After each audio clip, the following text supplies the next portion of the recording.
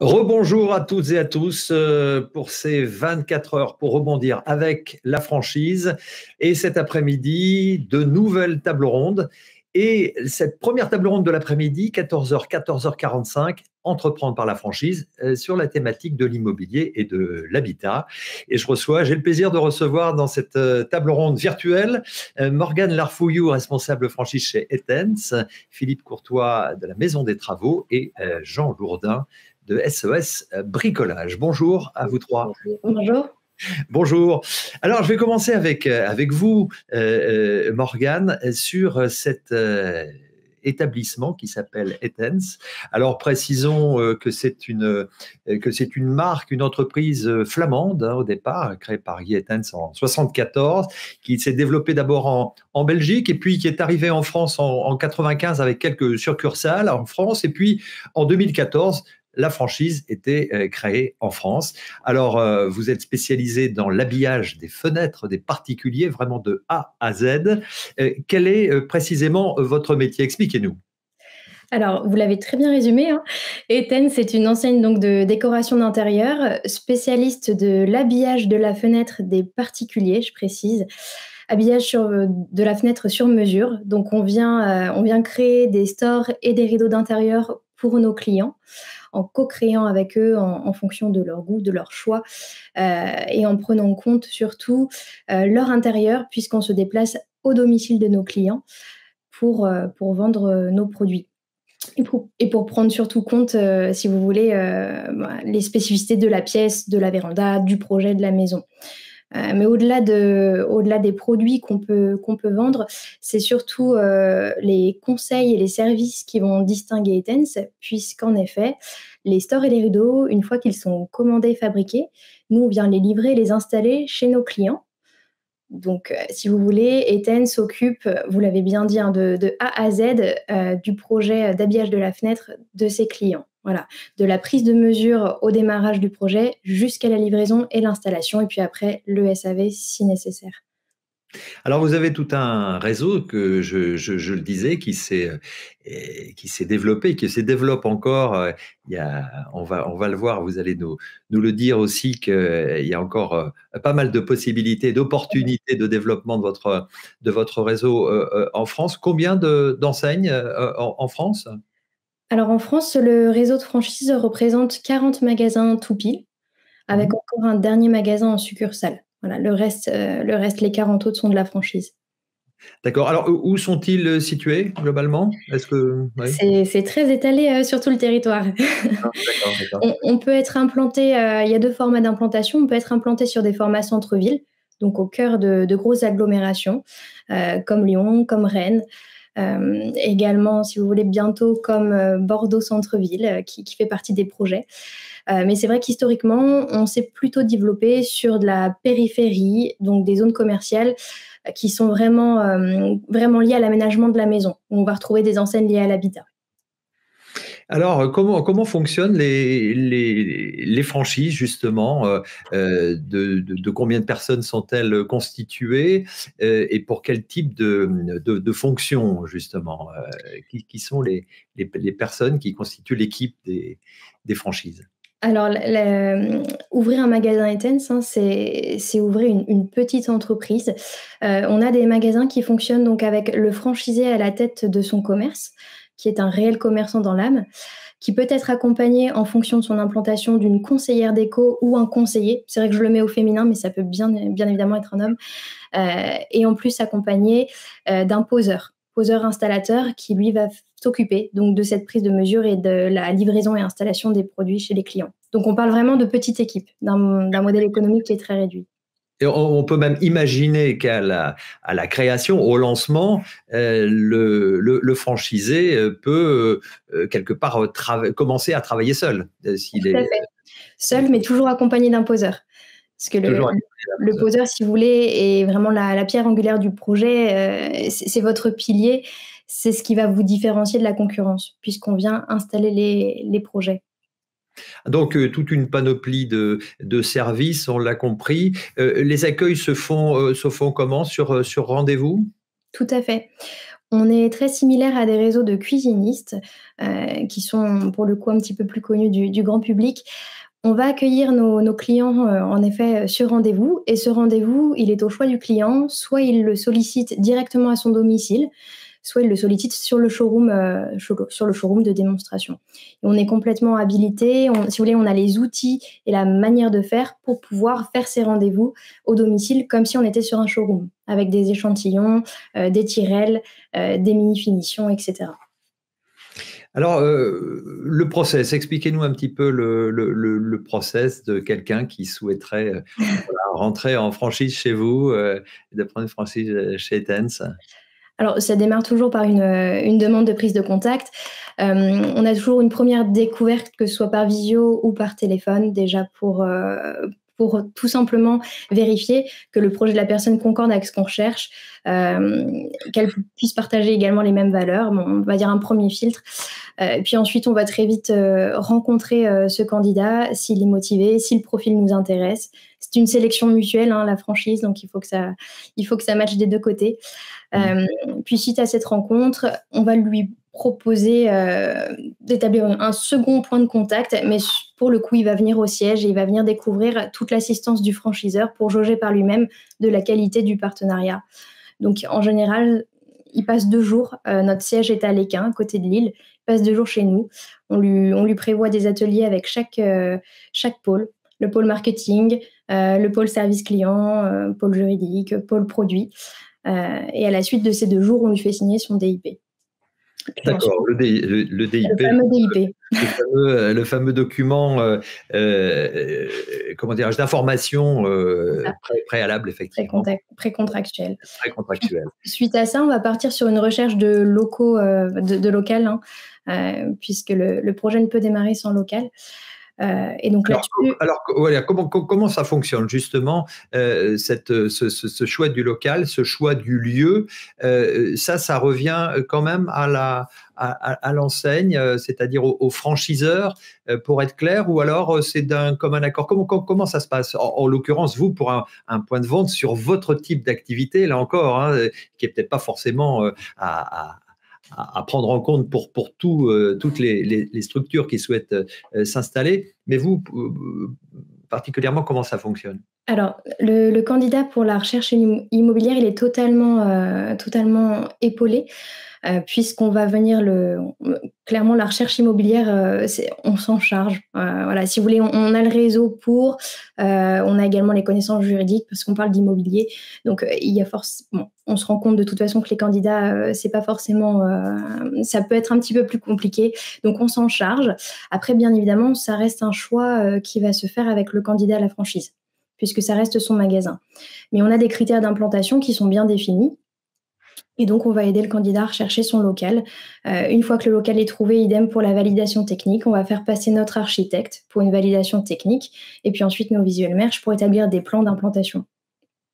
D'accord, des plans d'implantation pour qu'effectivement vous puissiez installer comme il faut tout le showroom et tout le décorum qui correspond à votre marque.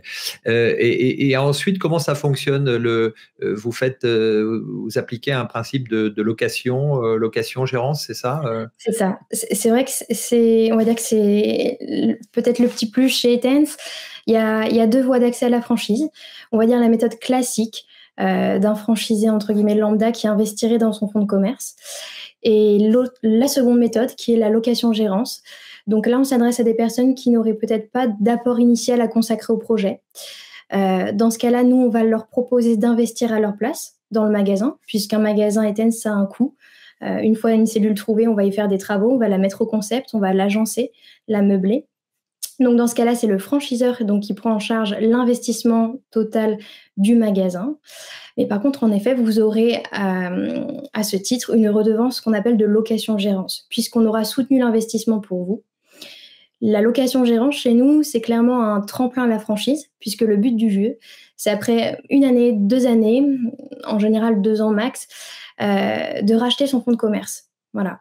Nous, on peut même s'entendre à la signature du contrat sur déjà un prix de rachat du fonds de commerce dès le démarrage du projet. Comme ça, le franchisé peut se projeter et ça lui sert vraiment de tremplin à la franchise. Voilà, pour quelqu'un qui n'aurait peut-être pas l'apport initial au démarrage pour se lancer à son compte. Alors, si on veut rentrer un tout petit peu dans le détail Mmh. concret, il y a, j'imagine, comme toutes les franchises, depuis ce matin, on comprend comment cela fonctionne. Il y a un droit d'entrée d'abord pour Oui, tout à fait. franchiser Oui, chez comme Edenred. dans la majorité des franchises, vous retrouverez un Oui, droit d'entrée, qui chez nous équivaut finalement à la formation, puisqu'on va venir former, si vous voulez, entre 6 à 8 semaines, le candidat à la franchise ainsi que son équipe, hein, puisqu'il sera accompagné à minima d'un poseur, on en parlait. Et ça équivaut également à l'intégration, pardon, dans le réseau. Tout à fait, il y a un droit d'entrée. Puis ce ensuite, droit d'entrée, on peut préciser le montant? bien sûr, il est de 10 000 € chez Etense. D'accord. Et ensuite, il y a une redevance Exactement. qui correspond Vous à un. avez une redevance, sur le chiffre d'affaires marchandises chez Etense qui est de 2 et qui, elle, va permettre, aux franchiseurs de garantir, l'assistance qu'on doit aux franchisés au quotidien. D'accord, pour préciser, c'est sur la marchandise, et c'est-à-dire sur les produits posés, mais pas sur la pose, c'est ça? Exactement, ce qui fait que tout le chiffre d'affaires généré sur la pause, c'est 100 de marge pour le franchisé. D'accord. Alors, vous avez, vous le disiez, 40 magasins en France, à peu près autant en Belgique. Oui, C'est vraiment un métier passion que vous oui, proposez? tout à fait. Oui, oui, on a chez nous des franchisés, qui sont quasiment artisans décorateurs de la fenêtre. Ce sont des passionnés d'agencement, de décoration d'intérieur. Il faut apprécier avant tout le contact client.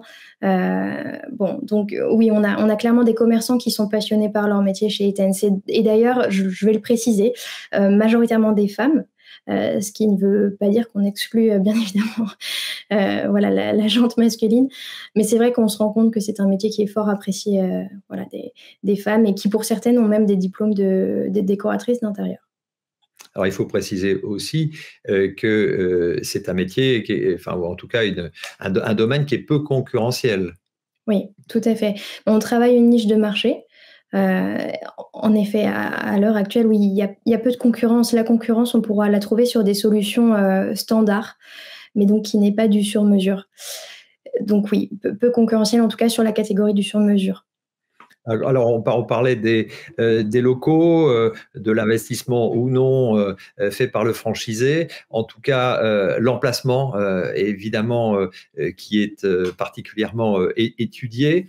Des Oui, superficies de moins de 200 mètres carrés, c'est ça, en périphérie, exactement. et puis une centaine de mètres carrés en ville. C'est Si ça à vous peu voulez, près? on a un petit modèle économique avec des charges réduites puisque vous le disiez, donc on a des petits showrooms, on n'a pas besoin d'avoir du 500 m² d'exposition, absolument pas. Le concept, il peut s'exprimer entre 100 à 200 m². Ça suffit largement, donc ce qui fait qu'on a des loyers réduits et puis des petites équipes, donc également des frais de personnel réduits. Parfait, impeccable. Alors, quelles sont les régions qui seraient à pourvoir pour les personnes qui nous écoutent d'un peu partout en France? Il y en a beaucoup. Il y en a beaucoup. Nous cherchons des candidats sur, sur Montpellier, sur Perpignan par exemple, sur Ouais. également Angers. Le Pays basque également fait partie des Besançon, Dijon, ça serait possible? oui, oui, oui, tout à fait. Besançon-Dijon en fait partie également. Il y a à peu près encore une 30 à quarantaine, points sur la carte de France, hein, sur lesquels on aimerait développer l'enseigne. C'est assez facile, vous regardez une carte, on a 40 magasins à l'heure actuelle, on se rend vite compte qu'il y a des agglos sur lesquels on manque. Hem, donc je pense qu'il est assez aisé de trouver en tout cas une implantation proche de chez vous. Voilà, D'accord, et notamment en région parisienne où il y a des opportunités complètement. aussi importantes. Oui. Tout à fait. Merci beaucoup Merci à vous. pour ces précisions. Philippe Courtois, la Maison des Travaux. Alors, la Maison des Travaux, vous êtes président fondateur, hein, il y a 14 ans environ, vous avez créé cette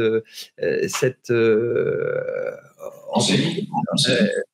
Voilà, suite à la construction, c'était quoi? La construction de votre propre maison? De ma propre maison, exactement. Donc j'ai eu l'aventure d'une construction de maison à titre personnel et individuel. Et en fait, je me suis rendu compte que finalement, les artisans avaient eu beaucoup de mal à m'expliquer ce qu'ils allaient faire et je comprenais absolument pas leur devis parce que c'était pas très clair. Soit il n'y avait pas grand-chose, soit c'était trop détaillé. Et avec la crise de la quarantaine de l'époque, pour ma part, j'ai eu l'idée et l'envie de créer de l'intermédiation, c'est-à-dire un service qui allait aider les entreprises à mieux commercialiser leur savoir-faire, à aider les artisans à mieux commercialiser. Et puis à côté de ça, c'est vrai que la France entière cherche désespérément des bons artisans au bon prix, qui vont être respectueux des différentes règles du bâtiment. Et je me suis dit qu'il y avait un rôle à jouer pour justement allier le besoin client d'avoir des bons artisans et aider les artisans à avoir des clients qui allaient leur ressembler. Et c'est comme ça que l'idée est née, avec un nom finalement facile à retenir, qui s'appelle, comme vous l'avez dit, la Maison des Travaux. Et c'est comme ça que le concept est né. D'accord. Alors, vous parlez d'intermédiation. C'est en fait du courtage en travaux. Alors, expliquez-nous un petit peu ce qu'est le courtage en travaux. Comment ça fonctionne? Alors, le courtage en travaux est un métier de service. Donc, c'est pas un métier du bâtiment, c'est un métier de service qui a pour rôle d'accompagner des clients qui sont en majorité des particuliers désireux de faire des travaux de rénovation dans leur habitat, ou ça peut être aussi des clients professionnels comme des commerces, des hôtels, des entreprises qui souhaitent faire des travaux, avec une personne qui va, un courtier en travaux, qui va au niveau local se constituer un réseau de professionnels du bâtiment de qualité, en corps d'état séparé, en entreprise générale, de façon à faire matcher le besoin du client avec des entreprises qui ont un savoir-faire, et de réunir en fait le besoin et l'offre de façon à faire en sorte que les clients, et notamment les particuliers, puissent faire des travaux dans de très bonnes conditions.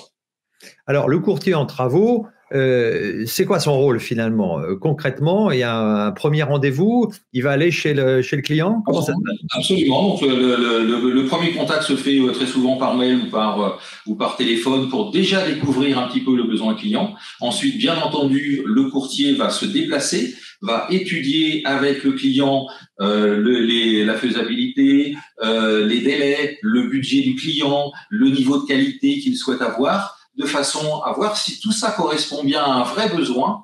Et si c'est le cas, le courtier en travaux va bien entendu valider avec des entreprises et proposer à ces entreprises un projet client clé en main. Et donc là, pour le coup, ça c'est les entreprises qui se déplacent, qui vont budgéter et faire le devis. Et ensuite, le courtier en travaux va réunir l'ensemble des devis et va échanger avec le client et va pouvoir faire le point des différents devis avec le client, faire des arbitrages pour que finalement tout se passe bien déjà en amont sur la partie projet.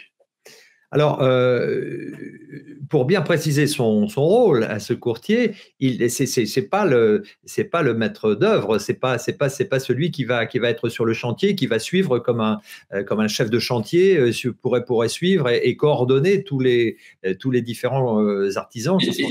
Alors, ça veut dire que le courtier en travaux va avoir un rôle multitâche, principalement en amont, d'analyser et d'étudier le besoin client, pour pouvoir ensuite le transcrire au travers de leur réseau d'artisans.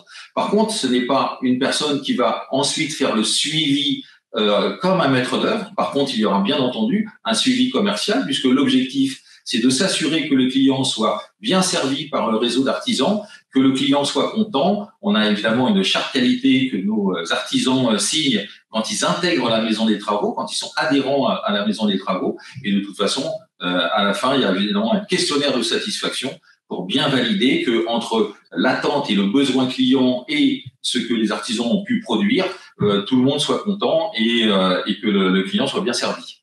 Alors, donc, ça va être un rôle principalement commercial.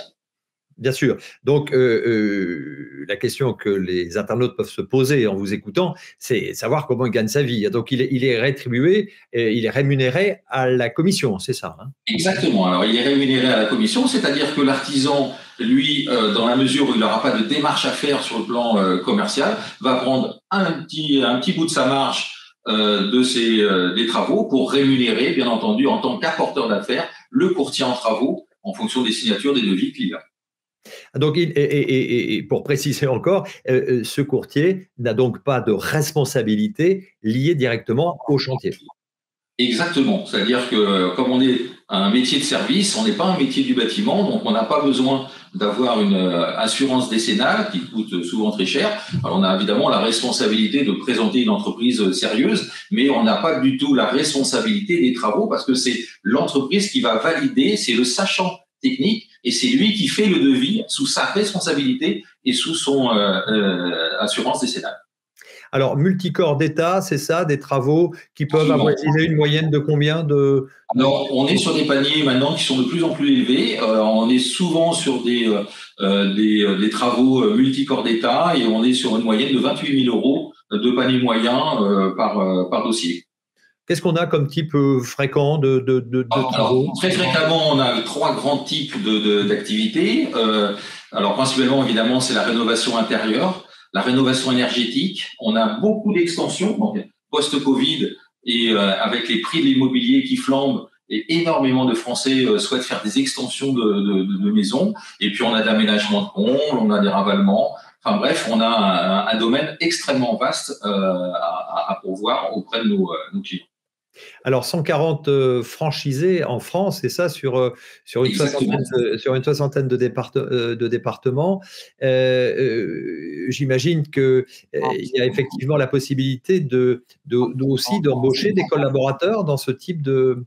Oui, alors nous, notre modèle économique est le suivant, c'est qu'un franchisé qui intègre la maison des travaux, il va pouvoir travailler directement déjà de chez lui pour démarrer son activité. Et à l'issue des un an et demi d'activité, on va l'inviter à prendre une agence, donc une agence physique. Alors là, pour le coup, avec un coût très réduit, puisque c'est des agences de 40 mètres carrés, il n'y a pas besoin d'être en emplacement numéro 1. Et à partir de cette agence, il va évidemment se développer, parce que là, il va avoir un élément de réassurance très important. Il va pouvoir se développer au travers d'un système à la fois de commerciaux indépendants qui vont le rejoindre. On est assez proche du monde immobilier dans ce modèle-là. Et puis surtout, c'est qu'il va aussi pouvoir s'entourer dans son agence en mode coworking avec des décorateurs, avec architectes, avec éventuellement un dessinateur, de façon à se constituer également une équipe complémentaire, pluridisciplinaire au sein même de son agence. Tout ça dans un modèle économique particulièrement étudié et très peu coûteux, puisque chaque partenaire qui viendrait intégrer pourrait participer à un petit morceau du loyer. Quels sont les profils un peu des franchisés qui… Alors ça, c'est effectivement la bonne question. Et ben en fait, les profils des franchisés, on a à peu près 20-25% des profils qui viennent du monde du bâtiment. Alors principalement, c'est souvent de grands groupes comme Vinci, Bouygues, Eiffage, qui sont dans des bureaux d'études ou ils sont déjà sur le terrain. Et on a 70 à 80%.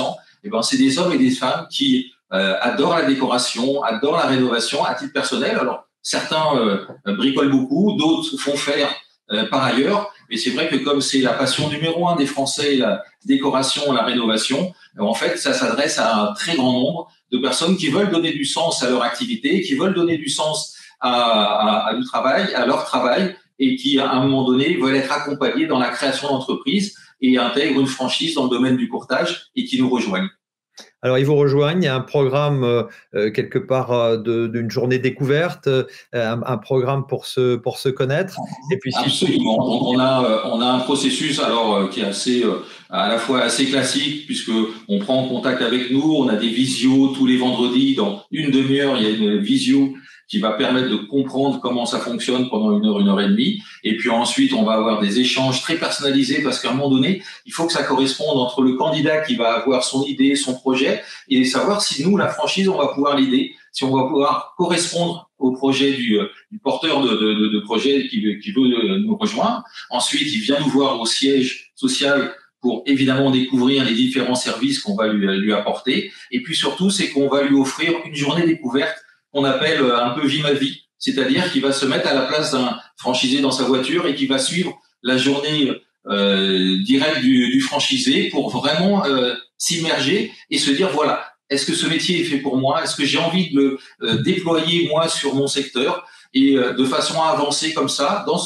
cette idée de nous rejoindre ou pas, parce que des fois on découvre que c'est pas pour soi, ou au contraire on se dit waouh, c'est super, c'est vraiment un métier de service et je sais que je vais rendre service à beaucoup de monde et avec un côté assez valorisant parce que les clients sont très reconnaissants quand ils ont rénové leur maison et leur habitat. Et ensuite, ils intègrent la franchise avec un programme également assez classique, mais très étudié, formation pendant 5 semaines, accompagnement avec des animateurs évidemment réseau, des points réguliers entre franchisés au niveau régional. On a la chance maintenant d'avoir 140 franchisés, ça veut dire qu'on a des franchisés dans quand même beaucoup de départements, et ça fait qu'on essaye de fédérer, on est très tourné vers l'humain et vers l'animation de réseau pour se constituer la force du réseau. Ben, c'est un peu ça, c'est tous les franchisés ensemble qui évidemment s'entraident pour performer dans leur activité. Alors, je vais poser la même question qu'à votre collègue Morgane Larfouillou, que j'avais en ligne tout à l'heure. Quelles sont les régions qui sont propices à une installation d'une franchise? Alors, en fait, toutes les régions de France sont propices à une installation parce que on le voit que post-Covid, notre activité a explosé en termes d'activité pour les franchisés. Et puis, on a également beaucoup de demandes de candidats à la franchise qui veulent changer de vie et qui souhaitent se lancer dans notre activité. Et au niveau des départements, en fait, il nous reste encore énormément d'opportunités, que ce soit en Île-de-France, dans le centre de la France, dans le sud ou en Bretagne. Bref, dès qu'il y a un habitat, dès qu'il y a un bien à rénover, que ce soit un bien en B2B ou en B2C, c'est-à-dire en habitat ou des professionnels, et ben en fait, on peut mettre un courtier en travaux. Donc, il nous reste encore beaucoup d'opportunités pour ceux qui veulent nous rejoindre. Bon, ben, je pense que le message est passé, que ça soit chez Etense ou chez vous, à la Maison des Travaux. On sait qu'il y a encore des possibilités qui vous sont offertes. Alors, Jean Lourdin, vous êtes fondateur et directeur depuis 2009 de l'enseigne SOS Bricolage. Alors, SOS Bricolage, vous avez passé une quinzaine d'années chez Bouygues, et notamment dans le réseau des boutiques, puis vous avez été directeur général des salles de sport Moving. Vous avez une expérience en développement de franchise. Vous avez une formation à l'ESCP. Et en 2009, il y a quelque chose qui arrive un petit peu en France. C'est la loi Borloo. Alors, vous allez nous expliquer comment vous avez été amené et comment s'est fait le déclic pour créer votre activité. Exactement, la loi Borloo a été l'étincelle, puisqu'elle a permis tout simplement d'ouvrir ce marché des services à la personne avec, vous le savez, sur plus de 20 domaines, ménage, repassage, garde d'enfants, la toilette, les seniors, les handicapés, etc. Tout un tas d'avantages fiscaux et donc des réductions significatives pour les particuliers qui les utilisent. Et dans cette liste, il y avait également la notion de petit bricolage, petit jardinage. Alors, c'est quelque chose, moi, qui tout de suite a fait tilt. Je suis moi-même bricoleur, je pense beaucoup moins que beaucoup de mes intervenants, mais c'est quelque chose qui a fait tilt et je me suis dit, il y a forcément quelque chose à organiser sur ce marché du petit bricolage, petit jardinage. Alors, justement, vous créez SOS Bricolage et vous proposez quoi particulièrement dans le cadre de votre franchise? Alors, notre concept, il est simple. Il est, je dirais, il correspond à un besoin primaire, au même titre que se loger, se nourrir, se vêtir.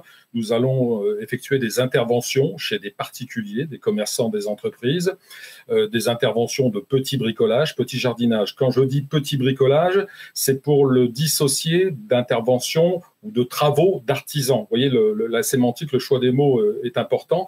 Il s'agit bien de bricolage, donc des petites interventions qui ne relèvent pas du savoir-faire, de la garantie et surtout de la responsabilité d'un artisan. Donc, en aucun cas, nous ne pourrons changer un cumulus, une chaudière, toucher au tableau électrique, etc. Par contre, pour toute la bobologie, si je puis dire, que peut dont peut avoir besoin un particulier ou même une entreprise, donc tondre la pelouse, tailler la haie, fixer des trimbles à rideaux, monter des meubles, etc. Pour tout ce genre de petites interventions, eh bien notre réseau répond présent. Alors, on peut donc vos intervenants sont seuls, il n'y a pas de stock, il n'y a quasiment pas de personnel. Ces personnes travaillent un peu autour de chez eux, c'est ça un peu Exactement. principe? L'intérêt du concept, c'est qu'il est très très light. Il ne nécessite, comme vous l'avez dit, aucun stock, pas de personnel. Naturellement, les gens qui nous rejoignent se réclament bricoleurs. Nous le validons naturellement au travers de leur CV, de leur expérience et au travers des échanges préalables. Ils souhaitent en faire naturellement leur métier, puisque c'est une passion et ils veulent le transformer en leur métier. Et donc, ils interviennent dans un rayon de 20-30 km autour de leur domicile pour aller visiter justement des particuliers, des commerçants, des entreprises qui ont besoin, vraiment, on est sur un marché en très très forte demande, ils ont besoin de nos services. Donc, ces personnes, ces intervenants sont donc franchisés chez vous. Combien d'intervenants aujourd'hui ? Aujourd'hui, 120 intervenants en métropole, un en Martinique et un qui vient d'arriver, on s'en réjouit, sur La Réunion. Et on l'espère prochainement sur d'autres pays. Alors, comment fait-on pour candidater, je dirais Pour candidater, je dirais que c'est assez simple. Il suffit de se rendre sur le site sos-bricolage.com, de remplir le petit formulaire. De là, cela permet naturellement de recevoir un dossier complet déjà à distance. Ensuite, et surtout pendant cette période de Covid, nous avons un peu suspendu les réunions directes avec nos candidats, mais nous faisons des réunions de ce style en visio. Nous faisons mutuellement connaissance, le but étant d'apporter aux candidats tous les tenants et les aboutissants du concept pour qu'ils puissent bien s'imaginer potentiellement devenir intervenant SOS Bricolage. Et puis après, c'est lui qui va faire, au regard de tout cela, un peu le choix de dire oui, ça me convient, j'y vais, et non, ça ne me convient pas, je n'y vais pas, si je puis dire. Ah, d'accord. Alors, vous avez un responsable, un recrutement, il y a des échanges, oui. Vous l'avez dit. Quel est le statut finalement de ces personnes, de ces intervenants chez vous ? Alors, ces intervenants s'installent sous un statut de SARL ou SAS, U dans les deux cas, puisque ce sont des sociétés, des petites entreprises, mais ce ne sont pas des micro-entrepreneurs. Le statut de micro-entrepreneur est trop light, trop petit. Donc, en SARL U, ou en SASU, le plus généralement, en fonction naturellement de la situation de chacun, selon s'il est indemnisé, s'il ne l'est pas, s'il a besoin d'un financement, selon s'il est marié, etc. Tout ça, c'est des histoires un peu comptables qu'on essaye d'optimiser. D'accord, donc ce sont des entreprises, ils établissent des factures avec une TVA à 20%, voilà. Et donc ils fonctionnent avec un contrat de licence de marque. Alors expliquez-nous la durée et un peu la teneur de ces contrats et des limites éventuelles et des droits d'entrée. C'est un contrat de licence de marque, donc très light, que nous avons défini également en partenariat avec Pôle emploi, puisque Pôle emploi nous a soutenus et continue à nous soutenir. Pôle emploi a bien compris que la création d'entreprise était aussi un moyen pour pouvoir recréer son emploi, surtout quand on n'a pas trop de formation. Et je vous le rappelle, nous concernant, il n'y a besoin d'aucun diplôme particulier pour nous rejoindre. Pôle emploi a bien compris également que quand on est dans le fin fond d'une région et qu'on a un âge un petit peu avancé, c'est quelque chose de quasiment impossible que de retrouver un emploi. Donc, recréer son emploi est quelque chose qui est possible grâce à ce contrat de licence de marque, donc très light, qui a une durée de 4 ans et qui est renouvelé automatiquement, naturellement. Alors, est-ce que vous pourriez nous simplement, c'est pas indiscret de vous demander un peu les droits d'entrée dans votre... Non. Nous sommes fiers justement d'avoir cette dimension sociale solidaire et d'avoir un droit d'entrée mesuré, même light, on peut le dire ainsi, puisqu'il est de 5 000 €, hors taxe naturellement. Et ensuite, pas de royalties, pas de pourcentage, une simple redevance qui est de 160 € par mois. D'accord. Et qui comprend aussi l'accès au mail, le logiciel, etc. Exactement, l'accès au mail, au logiciel, au logiciel de gestion de devis facturation, à l'appartenance au réseau, aux contacts, puisque nous avons tout un tas de partenariats. Nous sommes très sollicités pour pouvoir monter des extincteurs, des défibrillateurs cardiaques, des meubles, tout un tas de de systèmes pour des fabricants, des distributeurs qui nous sollicitent parce qu'ils ont compris que la valeur d'usage du bricoleur professionnel était importante et que c'était quelque chose que l'on véhiculait. Alors, votre ambition, c'est bien sûr de vous développer encore et toujours, et donc de peut-être de doubler peut-être oui. le nombre de vos intervenants. On sait que toutes nos études montrent, et d'ailleurs les localisations de nos intervenants montrent qu'ils agissent, comme je vous le disais, dans une bulle d'une vingtaine, une trentaine de kilomètres. Ils n'ont pas besoin d'aller plus loin que cela pour trouver des clients, et ce serait aberrant naturellement en termes de déplacement que de le faire. Donc, on pourrait imaginer, on a imaginé naturellement d'avoir 3 à 4 intervenants sur l'ensemble du territoire français. Et donc, bien évidemment, on fait la multiplication, on arrive à multiplier, oui, notre réseau par 2. Et puis, naturellement, même chose sur des pays étrangers, puisque le bricolage n'est pas uniquement français. Il existe en Belgique, il existe en Espagne, il existe partout. Donc, on a de belles opportunités encore. Alors, vous êtes à Troyes dans des domaines justement de l'habitat, de l'immobilier. On pourrait imaginer que vous collaboriez ensemble. Comment c'était imaginable? Bien sûr, ça a du sens. Nous sommes complémentaires.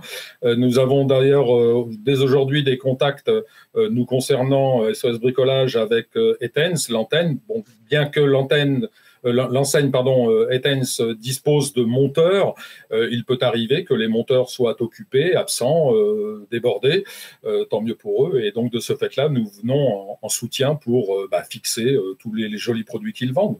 Ça a du sens, naturellement. Et Philippe, de votre côté? Philippe Courtois? Allô? Oui, je disais, est-ce que Philippe, vous pouvez imaginer justement de collaborer avec… Ah oui, ça a du sens. Encore une fois, nos intervenants sont polyvalents. Ils interviennent sur tous les petits travaux de bricolage et de jardinage. Et dans le courtage en travaux, il y a également naturellement toutes les finitions qui peuvent être nécessaires à considérer sur la fin de travaux plus lourds. Donc tout l'habillage, toutes les finitions, tout le second œuvre. Oui, c'est tout à fait exact. On peut tout à fait collaborer. Voilà, c'est ça. J'attendais votre réponse, Philippe. J'ai juste branché le micro et voilà. Ah, d'accord. Okay. Oui, donc vous disiez c'est tout à fait imaginable de collaborer, c'est ça, oui. Absolument. D'accord. Alors, quelles seraient vraiment les qualités, Morgane, je reviens vers vous, qu'il faut véritablement avoir de manière générale pour être franchisé demain d'une des enseignes, la vôtre bien sûr, mais en général? Alors, je dirais qu'il faut tout d'abord avoir une âme d'entrepreneur, de gestionnaire, de manager. Avoir un goût prononcé pour la décoration intérieure. Forcément, on ne va pas vous demander d'être une décoratrice ou un décorateur d'intérieur, c'est absolument pas obligatoire. Par contre, faut avoir un fort attrait pour ce domaine, sachant qu'on va aller jusqu'à la maison, l'appartement de nos clients. Bon, donc il faut avoir le goût de l'habitat. Je dirais également un sens du commerce, de la relation client, forcément. On est dans un métier de service même presque premium chez nous, et une vision qui soit orientée satisfaction client. Voilà. Donc quelqu'un de commerçant avec le goût de la décoration intérieure. On peut également étudier des profils en reconversion professionnelle, c'est tout à fait possible, puisqu'on vient leur dispenser une formation de 6 à 8 semaines, sans aucun problème. Le métier s'apprend. Philippe, de votre côté, les qualités? Alors, les qualités, évidemment, d'avoir envie d'entreprendre, mais ça vient souvent petit à petit. Mais c'est surtout de changer de métier et d'avoir vraiment une vision de service, de façon à vraiment écouter nos clients et de bien le retranscrire après au travers du réseau d'artisans et puis de vouloir grandir comme ça au sein d'un réseau et de se réaliser. Et il faut évidemment avoir une appétence sur la rénovation, la décoration et aimer tout cet univers. Et cet univers, comme je le disais, c'est presque l'intérêt de 50% des Français. Et les Français adorent la décoration. Et c'est vrai qu'on intéresse beaucoup de personnes, puisque comme je l'ai dit, on n'a pas besoin d'être un sachant du bâtiment. on a les formations pour que effectivement toute personne puisse avoir le vernis nécessaire pour pouvoir échanger, discuter avec nos artisans et surtout bien comprendre le besoin client pour le retranscrire au travers de leur réseau. Donc voilà en fait les qualités qu'il faut avoir avec des qualités humaines et voilà performer également dans un domaine de service. Bien sûr, sans oublier bien sûr l'aspect gestion, parce que ce sont quand même des entreprises et des entrepreneurs et la fibre aussi commerciale. Puisque voilà, la fibre commerciale, ça c'est toujours évidemment important. La gestion, vous l'avez dit, c'est on gère une société. Après, on a aussi tous les outils et toutes les formations pour accompagner la personne qui, évidemment, n'a pas eu ça par le biais des études et d'expériences professionnelles, mais on va avoir toutes les formations pour l'accompagner dans tous ces domaines qui vont être nouveaux, mais qui va être passionnant à découvrir pour eux. Alors Jean, justement, dans votre activité, par rapport à vos intervenants, vous le disiez, il n'y a pas forcément de formation requise ou de diplôme forcément requis pour être intervenant chez vous, mais justement cet accompagnement dans la gestion même de leur activité, il est important cet accompagnement de votre part, j'imagine. Bien sûr, les gens qui nous rejoignent sont de super bricoleurs, ils nous disent tous avoir refait leur maison, passé leur temps, vraiment leur hobby, c'est vraiment ce bricolage pour des voisins, des amis, un petit peu de manière officieuse, et ils veulent en faire une activité officielle. Pour autant, ils ne savent pas appréhender tous les sujets qui sont ceux de la création d'entreprise, la comptabilité, les parties administratives, marketing, etc. Et c'est vraiment sur tous ces aspects-là qu'on va les accompagner. Alors cet accompagnement, donc on l'a compris, vous êtes là en appui un petit peu avant, au démarrage, et puis après pendant tout le parcours, évidemment, du franchisé dans son contrat de 5 voire 7 années. Quel retour vous avez justement aujourd'hui avec, enfin en tout cas peut-être pour Morgane ou Philippe, avec un recul de quelques années, comment vous percevez, quel est le sentiment qui est justement de ces franchisés sur leur nouvelle activité une fois qu'ils sont lancés au bout de quelques années? Très souvent, ils nous remercient parce que pour notre part, c'est un métier qui est nouveau, qui est né il y a à peine une quinzaine d'années. Il y a encore beaucoup de choses à découvrir. Et puis, comme je le disais, post-Covid, le Français a redécouvert son habitat, a besoin de refaire des travaux. Et aujourd'hui, on a une activité particulièrement dynamique et très rémunératrice parce que dans la mesure où il y a énormément de travaux à faire, il y a énormément de jobs pour notre réseau, et donc c'est plutôt, on a le vent en poupe, on va dire, avec le contexte actuel, c'est plutôt pas mal. C'est votre sentiment, Morgane ? Oui, tout à fait. Oui, le Covid, je pense, a fait recentrer les Français sur leur intérieur, leur habitat, le fait de vouloir se sentir bien chez soi, dans un cocon. Donc forcément, je dirais que le secteur de la déco a le vent en poupe, oui, que ce soit pour le bricolage, les travaux ou la décoration. On a fait une très bonne année malgré Covid. Quel message vous passez allez, l'un après l'autre, à ceux qui nous écoutent. Dernier message.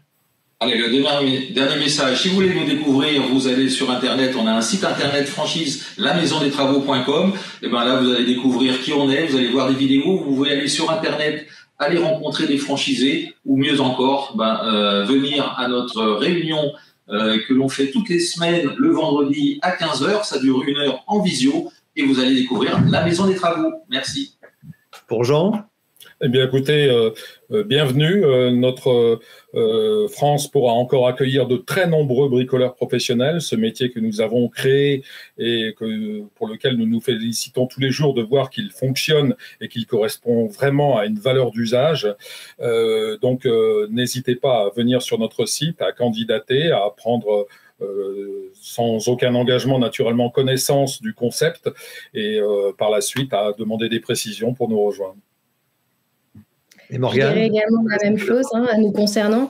Ne pas hésiter à prendre contact, ne pas avoir peur de franchir le pas.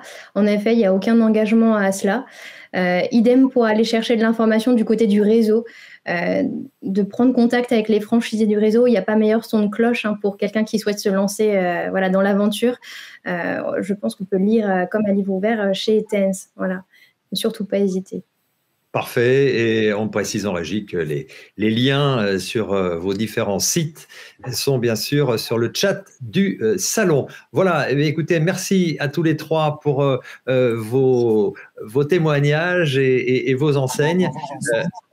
Et donc, on vous souhaite bien sûr un bon développement, une bonne continuation et beaucoup de nouvelles enseignes, beaucoup de nouvelles franchises créées dans notre pays. Voilà, merci. Je vous donne maintenant rendez-vous dans la table ronde suivante qui va se dérouler de 15h à 15h45, entreprendre par la franchise, mais cette fois sur les services à la personne et les services aux entreprises. Voilà, à tout de suite. Merci à vous. Merci. Au revoir.